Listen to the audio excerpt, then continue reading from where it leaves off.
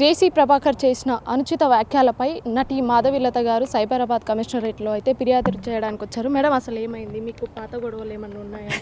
అసలు ఏమైంది? వామ్మో, కొత్త కొత్త క్వశ్చన్స్ అడుగుతున్నారేంటి ఈరోజు అందరూ? పాత గొడవలు కక్షలులాగా నాకు ఎవ్వరితో గొడవలు లేవమ్మా ఈ రోజు వరకు భూమి మీద. పెద్ద పెద్ద గొడవలు అయితే అస్సలు లేవు, చిన్న చిన్న ఫ్రెండ్స్తో తప్ప. సో కాబట్టి ఆయనకి నాకు ఎలాంటి సంబంధం లేదు. మరి ఎందుకు అలాంటి వాక్యాలు మీ మీద? బికాజ్ ఇష్యూ మీకు తెలుసు కదా. సో తాడిపత్రిలో మహిళలు అందరు నైట్ పార్టీ చేసుకుంటే జాగ్రత్తగా ఉండమని సేఫ్టీ అవేర్నెస్ వీడియో చేశా.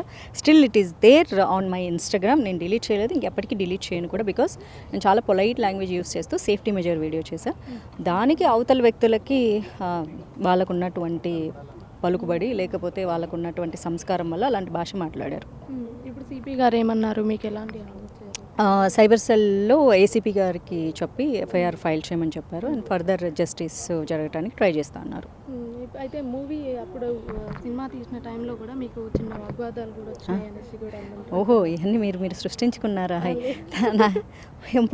ఇది ఏదో డైలాగ్ చెప్పాలి, ఎంత జరిగిందా నాకు తెలియకుండా? నాకైతే తెలియదు అసలు ఏ వాగ్వేదాలు లేవు. నేను చాలా జాలీగా 9 రోజులు ఎవరో పాపం ఒకే ఇంట్లో షూట్ చేశారు. అదంటే మా ఇల్లు అన్నట్లు అనమాట.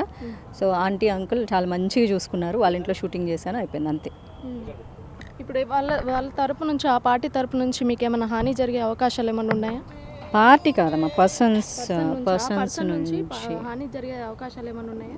అవకాశం మీ ఫ్యామిలీస్ కానీ ఉన్నాయని చెప్పేసి నాకు మీడియా మిత్రులే చెప్తున్నారు. How dangerous people they are అని చెప్పేసి. లేదంటే పర్సనల్గా నాకైతే ఏం తెలియదు.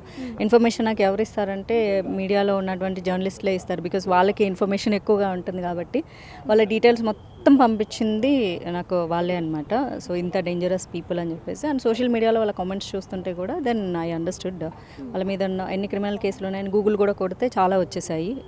These many criminal cases, atrocity cases, ఈ బస్సులకు పర్మిషన్ లేకుండా తిప్పడం, ఒకే బస్సు ఒకే నెంబర్ని 3-4 బస్సులు తిప్పడం, ఇట్లాంటి చాలా కేసులు బయటకు వచ్చేసాయి.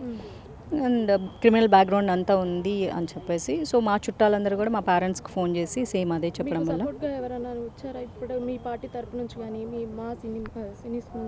మా వాళ్ళు స్పందిస్తారమ్మా. ఎందుకంటే వాళ్ళకి రాజకీయాలతో సంబంధం లేదు. సినిమా అమ్మాయిని ఇలా అన్నారు కాబట్టి నేను మొత్తం స్టోరీ చెప్పిన తర్వాత వెంటనే ఇట్ ఈజ్ రిలేటబుల్, కండెమ్ చేయాల్సిన అవసరం ఉంది అని చెప్పేసి కండెమ్ చేశారు. వాళ్ళ డ్యూటీ అంతవరకే. నేను అడిగింది అంతే, ఇది జరిగింది సో మీరు రెస్పాండ్ అవుతారా అంటే డెఫినెట్గా రెస్పాండ్ అవుతామని రెస్పాండ్ అయ్యారు. పార్టీ ఉందా అంటే 100% ఉంది అమ్మ.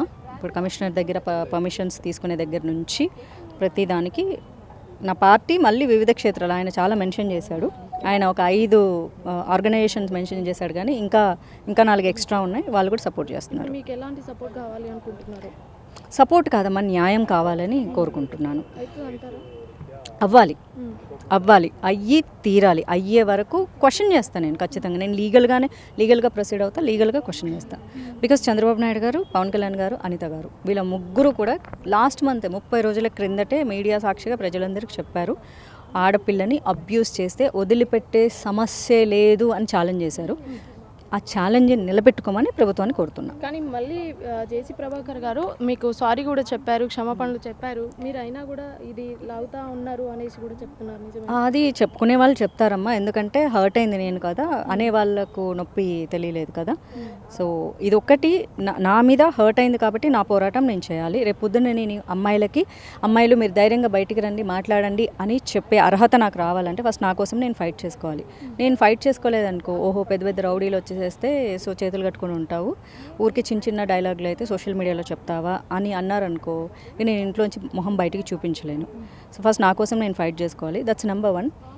పాలిటీషియన్స్ అనేవాళ్ళు ఆడపిల్లల మీద కామెంట్స్ చేయకూడదు ఫర్దర్గా. ఎందుకంటే ఫీమేల్ పాలిటీషియన్స్ నెక్స్ట్ ఇయర్ నుంచి 33% వస్తారు. మేల్ ఆ డామినేషన్ని తట్టుకోలేక, వాళ్ళు మేల్ డామినేషన్ ఎక్కువగా ఉండి 33% ఉమెన్ నెక్స్ట్ ఇయర్ వచ్చిన దగ్గర నుంచి ఇష్టం వచ్చిన కామెంట్లు చేసేసి సారీ నేను తప్పు చేయలేదు, నువ్వు ఫీల్ అవుతున్నావు కాబట్టి సారీ టేక్ ఇట్, భిక్షం వేస్తున్నా అంటే నేను భిక్షం తీసుకోవడానికి రెడీగా లేను. కానీ మీరే దీంట్లో పోరాడుతూ ఉన్నారు, కానీ మీ సైడ్ నుంచి, మీ పార్టీ సైడ్ నుంచి మహిళా కమిషనర్స్ కానీ ఎవ్వరూ ఎందుకు రావట్లేరు బయటికి? ఉమెన్ కమిషన్కి కంప్లైంట్ ఇచ్చానమ్మా. ఉమెన్ కమిషన్ ఎప్పుడు బ్యాక్ ఎండ్లో పనిచేస్తుంది. హ్యూమన్ రైట్స్ కమిషన్కి కూడా ఇచ్చా.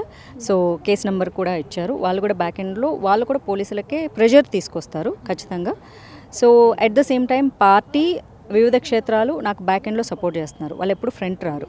మా పార్టీ ఎప్పుడు వనికే ఉంటుంది తప్ప ముందు వచ్చి పనిచేయదు. అండ్ బికాజ్ వాళ్ళు ఎప్పుడూ చెప్తారు యూ ఫైట్ వీఆర్ దేర్ అని చెప్తారు. అదే చెప్పారు, అదే చేస్తున్నా. సో సిపి నుంచి మీకు ఎలా సపోర్ట్ కావాలి? మీకు ఏదైనా ప్రమాదం? నేను ఎస్ అవన్నీ మెన్షన్ చేయడం జరిగింది, ఇందులో కంప్లైంట్లో మెన్షన్ చేయడం జరిగింది.